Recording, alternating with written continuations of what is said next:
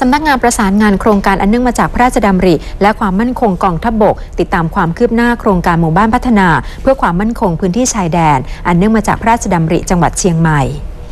พลเอกชายคำวงศาผู้อำนวยการสำนักงานประสานงานโครงการอันเนื่องมาจากพระราชดำริและความมั่นคงกองทัพบกพร้อมคณะ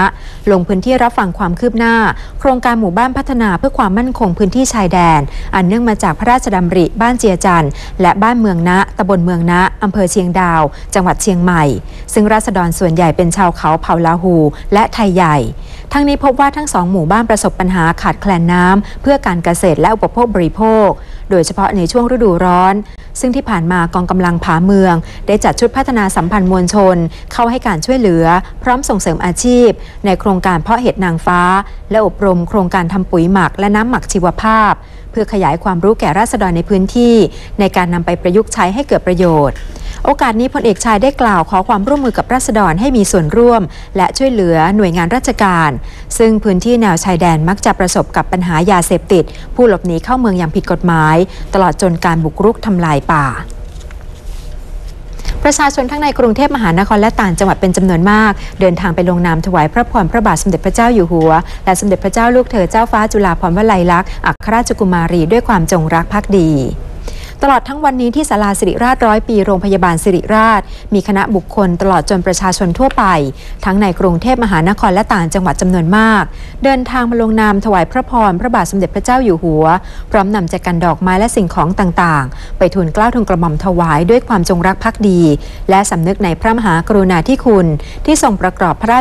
ะราชกรณียกิจเพื่อปวงชนชาวไทยและประชาชาตินานับประการอาทิคณะจิตอาสาโรงพยาบาลนพรัตน์องครักษ์จังหวัดนครนายกคณะลูกเสือเนตรนารีและยุวกาชาติโรงเรียนวัดเทวราชกุญชรเขตดุสิตกรุงเทพมหานครเจ้าหน้าที่และนิสิตคณะวิศวกรรมศาสตร์มหาวิทยาลัยเกษตรศาสตร์คณะครูนักเรียนโรงเรียนน้ำยืนอำเภอน้ำยืนจังหวัดอุบลราชธานีและนายประกายเพชรแหวนเกตอัยการอาวุโสพร้อมคณะข้าราชการอัยการสำนักงานอัยการสูงสุดในโอกาสเดียวกันนี้ประชาชนและคณะบุคคลทั้งภาครัฐและเอกชนไปลงนามถวายพระพรสมเด็จพระเจ้าลูกเธอเจ้าฟ้าจุฬาภรณ์วลัยลักษณ์อัครราชกุมารีที่บริเวณชั้น2ตึกสยามินโรงพยาบาลสิริราชขอให้พระองค์ทรงมีพระวรกายแข็งแรงโดยเร็วทั้งหมดคือข่าวในพระราชสำนักประจำคืนนี้ดิฉันปฏิมากรใจอ่อนสวัสดีค่ะ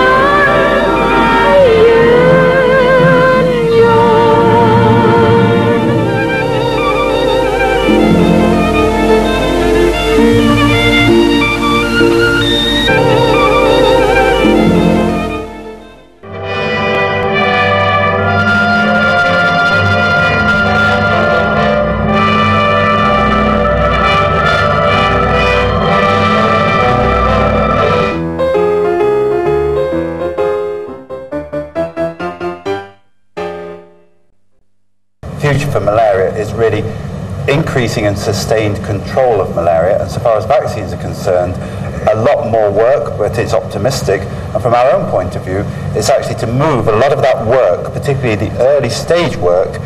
actually into Africa, which requires the development of a really strong African science rather than relying on science coming perhaps from elsewhere. So they're the different areas where I see things moving forward in our work. And quickly, Professor White, for you. I think to follow Professor Marsh's words, which I fully agree with, I think we need to make sure that the advances we've made in recent years, and we have made considerable advances, are not lost because of resistance to the insecticides and to the drugs. ครับผมได้ถามทาง Professor White และ Professor Marsh ในเรื่องของกระบวนการหรือในการดำเนินงานในอนาคตนะครับสเต็ปต่อไป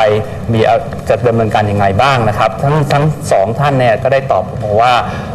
จากการศึกษาค้นคว้าโดยเฉพาะในเรื่องของวัคซีนต้านมาลาเรียซึ่งในอนาคตเนี่ยยังตอบไม่ได้หรอกว่าวัคซีนสำหรับมาลาเรียเนี่ยจะออกมาเมื่อไหร่สู่ โลกมนุษย์หรือสู่สังคมนะครับก็ตรงนี้ก็แต่ทั้งสองท่านก็ยืนยันนะครับแล้วก็เป็นเสียงเดียวกันว่าการศึกษาค้นคว้ามาลาเรียนะครับหรือการต่อต้านมาลาเรียนี้ยังคงจำเป็นที่จะต้องเดินหน้าต่อไปนะครับแล้วเราควรที่จะเอาบทเรียนหรือบทศึกษาในเรื่องของการหาวัคซีนป้องกันมาลาเรียนี้มาประยุกต์หรือมาดำเนินการต่อเนื่องนะครับต่อยอดกันไปเพื่อขยายผลแล้วก็ทางด้าน Professor March ก็ได้เน้นย้ำว่าควรจะเอาเรื่องของการศึกษาเนี่ยนะครับไปยังประเทศที่เขาประสบปัญหานั้นอย่างแท้จริงนะครับโดยที่ไม่ได้เอามาศึกษาในห้องแลบในประเทศที่ไม่มีปัญหาทางด้านมาลาเรียอย่างเช่นแอฟริกาเนี่ยครับซึ่งประสบปัญหาด้านมาลาเรียเป็นอย่างยิ่งนะครับควรจะเอาการศึกษาเนี่ยเข้าไปสู่ในทวีปแอฟริกาแล้วก็มีการคิดค้นต่อยอดจากตรงนั้นครับ So, for the next three gentlemen, the same question. What's the next step in the zinc supplementation? Well, I think zinc has some very important effects, not only on the cell-mediated immune function, but it is also a very powerful antioxidant and anti-inflammatory agent. Now, here is the story. Most of the chronic diseases that we hear about it in the textbook of medicine, they implicate oxidative stress and chronic inflammation. To give you an example, for instance, atherosclerosis, it has been implicated that chronic inflammation plays a major role. And actually we have done some preliminary studies in the elderly from Michigan, and we show that indeed zinc does work very effectively as antioxidant and anti-inflammatory agent. So I suspect that we should have a trial, perhaps, just to see if we can prevent atherosclerosis. Same story could be repeated with diabetes and perhaps some other conditions like prostate cancer and colorectal cancer. These are all preceded by chronic inflammation. And it's possible that with proper supplementation we might have some preventive effect. Right. The two gentlemen, would you like to add anything to that? Sure. No, I think from the perspective of lower income countries, the first thing that needs to be done is for countries to invest in assessment of zinc status of the population so we know better where and how to focus our efforts. Secondly, I think we need the World Health Organization to step up and develop guidelines for control of zinc deficiency, which has not yet been done from the perspective of prevention of zinc deficiency. And with the help of the international organizations, we can then begin to scale up the types of intervention programs that I described. World Health Organization and UNICEF have been active in rolling out programs to treat diarrheal disease with zinc, and I'm sure Dr. Black can give us an update on that. Yes, we have learned from these trials that zinc not only prevents illness but actually has a therapeutic effect. If you treat an episode of diarrhea, it shortens the illness, it reduces the severity, it reduces the need for hospitalization. So in 2004, the World Health Organization and UNICEF made a recommendation that all children should be treated for their diarrhea with oral rehydration therapy and oral zinc. And this recommendation has now been taken up in policy by more than 40 countries. And as Professor Brown said, it is being scaled up. We need to achieve much better coverage, additional countries, and better coverage of treatment, better use of the zinc for diarrhea. Thank you ครับผมได้ถาม3ท่านที่เหลือนะครับ3ท่านสุดท้ายในเรื่องของบทบาทอนาคตนะครับในการเพิ่มหรือเสริมสารอาหารโดยเฉพาะอย่างยิ่งธาตุสังกะสีให้กับมนุษย์นะครับให้กับคนทั่วๆไปในเรื่องของการรักษาสุขภาพก็ทั้ง3ท่านก็ตอบเป็นเสียงเดียวกันนะครับว่า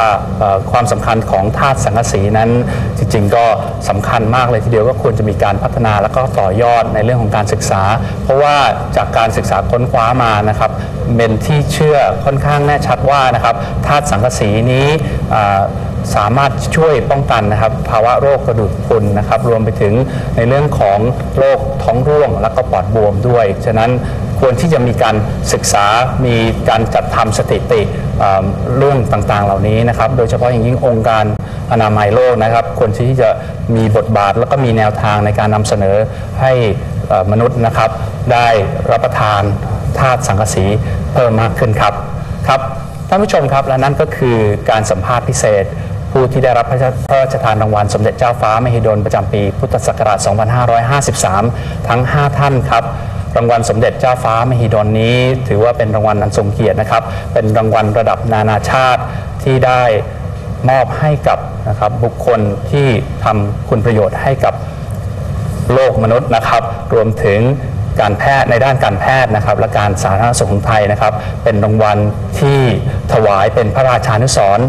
แด่สมเด็จพระมหิดลาธิเบศรอดุลยเดชวิกรมพระบรมราชชนกครับการถ่ายทอดสดพิธีพระราชทานรางวัลสมเด็จพระเจ้าฟ้ามหิดลประจำปีพุทธศักราช 2553 ในวันนี้ก็ดำเนินมาถึงช่วงสุดท้ายของรายการแล้วนะครับแล้วพบกันใหม่โอกาสหน้าครับสำหรับวันนี้สวัสดีครับ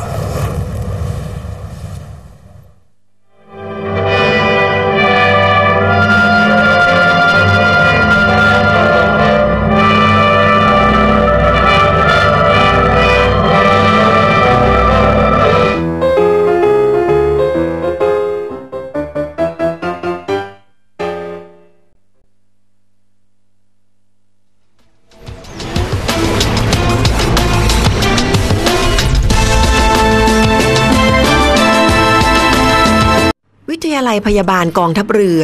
จะเปิดรับสมัครบุคคลพลเรือนเข้าศึกษาหลักสูตรพยาบาลศาสตร์บัณฑิตประจำปีการศึกษา 2554 ผู้สมัครจะต้องมีคุณสมบัติดังต่อไปนี้สำเร็จการศึกษาชั้นมัธยมศึกษาตอนปลายสายสามัญเป็นสตรีโสดอายุระหว่าง 17 ถึง 20 ปี มีสัญชาติไทยรับสมัครทางอินเทอร์เน็ตตั้งแต่วันที่ 10 มกราคม ถึงวันที่ 31 มีนาคม 2554 สอบถามรายละเอียดได้ที่ 024752614 และ 024752625 ในวันและเวลาราชการ